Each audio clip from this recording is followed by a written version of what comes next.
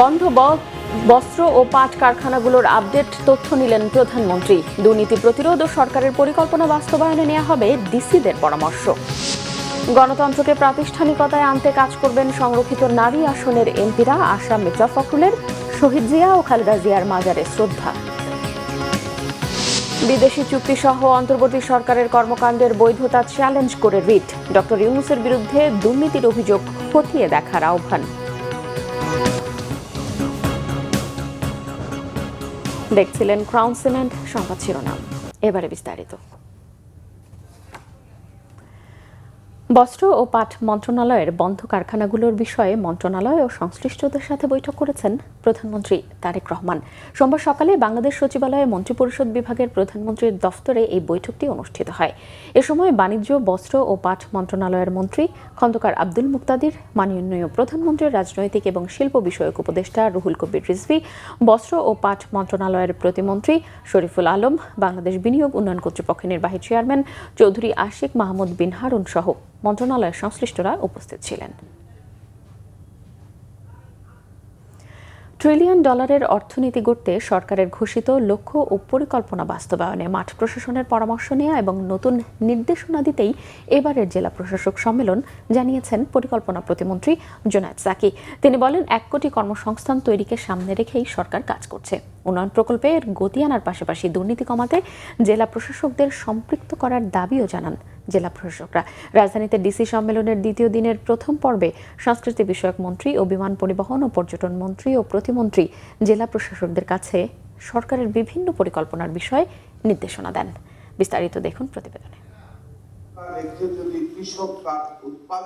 সোমবার সকালে রাজধানীর ওসমানী স্মৃতি মিলনায়তনে দ্বিতীয় দিনের মতো শুরু হয় জেলা প্রশাসক সম্মেলন। সম্মেলনের প্রথম পর্বে সংস্কৃতি বিষয়ক মন্ত্রী নিতাই রায় চৌধুরীর কাছে সারা দেশে 335টি প্রত্নতাত্ত্বিক স্থাপনার রক্ষণাবেক্ষণ, জেলা পর্যায়ে লাইব্রেরি ও অডিটোরিয়ামগুলোর উন্নয়নের প্রয়োজনীয়তার কথা তুলে ধরেন জেলা প্রশাসকরা।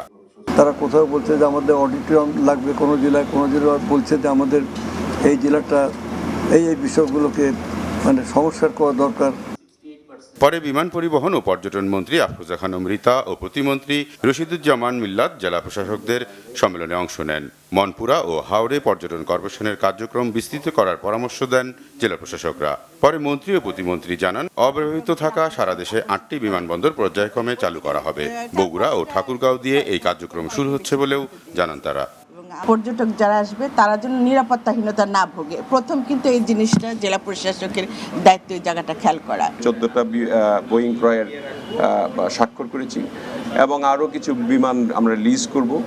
সেগুলিকে নিয়ে আমরা এই বিমানবন্দরগুলি যেগুলি আছে আরও ব্যবহৃত হচ্ছে না, প্রায় 8টি-9টি বিমানবন্দর, সেগুলিকে আমরা নতুন করে রিপেয়ার করে এটাকে চালু করব আভ্যন্তরীণ রুট হিসেবে। পরে সম্মেলনে অংশ নিয়ে পরিকল্পনা প্রতিমন্ত্রী জুনায়েদ সাকি এবারের জেলা প্রশাসক সম্মেলনের মূল বিষয় তুলে ধরেন। গণতান্ত্রিক সরকারের ঘোষিত লক্ষ্য অর্জনে মাঠ প্রশাসনের কাজের নতুন ধারার কথাও বলেন প্রতিমন্ত্রী। অর্থনৈতিক কাঠামো এবং প্রাতিষ্ঠানিক জায়গা সবগুলোই বিপর্যস্ত হওয়ার ফলে এই স্ট্র্যাটেজিক ফ্রেমওয়ার্কের মূল লক্ষ্য হচ্ছে কিভাবে আমরা পুনরুদ্ধার করব এবং তারপরে আমরা সমৃদ্ধির দিকে যাব। সেক্ষেত্রে একটা বড় বাধা হচ্ছে কাঠামোগত দিক থেকে যে উন্নয়ন বাজেট, যেটা পাবলিক এক্সপেন্ডিচার, সেইটার আসলে যথার্থভাবে এই বাস্তবায়নটা হয় না। গুণগত মান বজায় রেখে দুর্নীতি কমিয়ে এই সব প্রকল্পগুলো বাস্তবায়ন, এইটা একটা কিভাবে তার জন্য প্রাতিষ্ঠানিক যোগ্য ব্যবস্থা তৈরি করা যায়, সেইগুলো নিয়ে আলোচনা হয়েছে। রকুনুজ্জামান, বাংলা ভিশন, ঢাকা। বিএনপি মহাসচিব ও এলজিআরডি মন্ত্রী মির্জা ফখরুল ইসলাম আলমগীর বলেছেন, সংরক্ষিত নারী আসনের সংসদ সদস্যরা দেশ ও গণতন্ত্রের পক্ষে ভূমিকা রাখবে এবং গণতন্ত্রকে প্রাতিষ্ঠানিক রূপ দিতে কাজ করবেন। সংরক্ষিত নারী আসনের শপথ নেয়া বিএনপির দলীয় সংসদ সদস্যদের নিয়ে দুপুরে শেরেবাংলা নগরে শহীদ রাষ্ট্রপতি জিয়াউর রহমান এবং বেগম খালেদা জিয়ার সমাধিতে ফুলেল শ্রদ্ধা জানান এলজিআরডি মন্ত্রী মির্জা ফখরুল ইসলাম আলমগীর। এ সময় শহীদ রাষ্ট্রপতি জিয়াউর রহমান, বেগম খালেদা জিয়া এবং দেশ ও জাতির সমৃদ্ধি কামনায় মোনাজাত করা হয়। এ সময় সংরক্ষিত নারী আসনের সংসদ সদস্যরা জানান, সংসদে গিয়ে কার্যকর ভূমিকা রাখবেন তারা। নারী ও শিশু সহ পিছিয়ে পড়া জনগোষ্ঠীর জন্য কাজ করার প্রত্যাশাও তাদের। এলজিআরডি মন্ত্রীর প্রত্যাশা, সংসদকে কার্যকর করতে ভূমিকা রাখবেন নারী সংসদ সদস্যরা। রবিবার রাতে জাতীয় সংসদের শপথ কক্ষে স্পিকার হাফিজ উদ্দিন আহমেদ ত্রয়োদশ জাতীয় সংসদে সংরক্ষিত নারী আসনের নবনির্বাচিত ৪৯ জন সদস্যকে শপথ পাঠ করান। জাতীয় সংসদকে কার্যকরী করার ক্ষেত্রে জাতীয় সংসদকে সত্যিকার অর্থেই সকল কর্মকাণ্ডকে তারা তাদের ভূমিকা রাখবেন। আমরা দলের পক্ষ থেকে এবং আমাদের জাতীয় সংসদের জনাব মনি সাহেবের পক্ষ থেকে আমরাও এখানে তাদের সঙ্গে এসেছি। একইভাবে তাদের এই শপথ এবং তাদের এই আজকে যে তারা এসছেন তাদেরকে আমরা আশা করি তারা তাদের ভূমিকা যথাযথভাবে পালন। ডক্টর মোহাম্মদ ইউনূসের নেতৃত্বাধীন অন্তর্বর্তী সরকারের আমলের সার্বিক কর্মকাণ্ডের বৈধতা চ্যালেঞ্জ করে রিট আবেদন দায়ের করা হয়েছে। এই সরকারের সময়ে গৃহীত বিভিন্ন সিদ্ধান্ত, আইন প্রণয়ন, সংস্কার কমিশন গঠন এবং দেশি বিদেশি চুক্তির বৈধতাও রিটে চ্যালেঞ্জ করা হয়েছে। রবিবার সুপ্রিম কোর্টের সিনিয়র আইনজীবী মোহাম্মদ মহসিন রশিদ হাইকোর্টের সংশ্লিষ্ট শাখায় এই রিটটি দায়ের করেন। রিটে প্রধান উপদেষ্টা ডক্টর মোহাম্মদ ইউনূসের বিরুদ্ধে কোনো দুর্নীতির অভিযোগ রয়েছে কিনা সেটিও খতিয়ে দেখার জন্য একটি কমিশন গঠনের আর্জি জানানো হয়েছে। রিটে মন্ত্রিপরিষদ সচিব ও আইন সচিব সহ সংশ্লিষ্টদের বিবাদী করা হয়েছে। এর আগে বর্তমান সরকারের শপথ ও গঠন প্রক্রিয়ার বৈধতা চ্যালেঞ্জ করে আরও একটি রিট আবেদন দায়ের করেছিলেন এই আইনজীবী। তবে হাইকোর্টের একটি বেঞ্চ সেই আবেদনটি খারিজ করে দেন। পরবর্তীতে ওই খারিজ আদেশের বিরুদ্ধে আপিল করা হলে সুপ্রিম কোর্ট অন্তর্বর্তী সরকারকে বৈধ বলে আদেশ প্রদান করেন। বাংলাদেশ ও মার্কিন যুক্তরাষ্ট্রের মধ্যে স্বাক্ষরিত রেসিপ্রোকাল ট্রেড এগ্রিমেন্টের বৈধতা চ্যালেঞ্জ করে হাইকোর্টে জনস্বার্থে রিট আবেদন করা হয়েছে। আইনজীবী মোহাম্মদ ময়নুল ইসলাম পলক রিটটি করেন এবং অ্যাডভোকেট সুবীর নন্দী দাস তা আদালতে উপস্থাপন করেন। রিটের চুক্তিকে অযৌক্তিক, কাঠামোগতভাবে অসম এবং বাংলাদেশের জাতীয় স্বার্থ পরিপন্থী বলেও বলা হয়েছে। এতে অভিযোগ করা হয় চুক্তিটি দেশের অর্থনৈতিক সার্বভৌমত্ব ও জনকল্যাণ সুরক্ষায় ব্যর্থ হয়েছে। এটি সংবিধানে নির্ধারিত প্রক্রিয়ায় অনুসরণ করা হয়নি। রিটে পররাষ্ট্র, অর্থ ও বাণিজ্য মন্ত্রণালয়ের সচিবদের বিবাদী করা হয়েছে। চুক্তিতে বাংলাদেশের ওপর অসম শুল্ক কাঠামো, নীতি নির্ধারণী স্বাধীনতা খর্ব এবং দেশীয় শিল্প, কৃষি ও পরিবেশের সম্ভাব্য ক্ষতির বিষয়টিও তুলে ধরা হয়েছে। যুক্তরাষ্ট্রের ফ্লোরিডায় নৃশংস হত্যাকাণ্ডের শিকার বাংলাদেশি পিএইচডি শিক্ষার্থী জামিল আহমেদ লিমনের মরদেহ দেশে পৌঁছেছে। দুবাই হয়ে এমিরেটস এয়ারলাইন্সের একটি ফ্লাইটে সোমবার সকাল 8:40 তার মরদেহ ঢাকায় পৌঁছায়। লিমনের নিথর দেহ দেখে কান্নায় ভেঙে পড়েন স্বজনরা। এ সময় পররাষ্ট্র প্রতিমন্ত্রী শামা ওবায়দ ইসলাম জানিয়েছেন, যুক্তরাষ্ট্রের 2 শিক্ষার্থী হত্যাকাণ্ডের ঘটনায় যথাযথ তদন্ত ও বিচার চায় বাংলাদেশ। মুহিবুল্লাহ মুহিবের রিপোর্টে থাকছে বিস্তারিত। চোখে হাজারো স্বপ্ন নিয়ে যুক্তরাষ্ট্রে পাড়ি জমিয়েছিলেন জামিল আহমেদ লিমন। ইচ্ছে ছিল যুক্তরাষ্ট্রের খ্যাতনামা বিশ্ববিদ্যালয় থেকে উচ্চতর ডিগ্রি নিয়ে দেশ সেবায় নিয়োজিত করবেন নিজেকে। তিনি দেশে ফিরেছেন ঠিকই, কিন্তু কফিন বন্দী হয়ে। লিমনের মরদেহ বুঝে নিতে সকালেই বিমানবন্দরের কার্গো গেটে হাজির হন তার পরিবারের সদস্যরা। ছেলের এমন পরিণতি যেন কিছুতেই মানতে পারছেন না পরিবারের সদস্যরা। বারবার কান্নায় ভেঙে পড়ছিলেন লিমনের বাবা।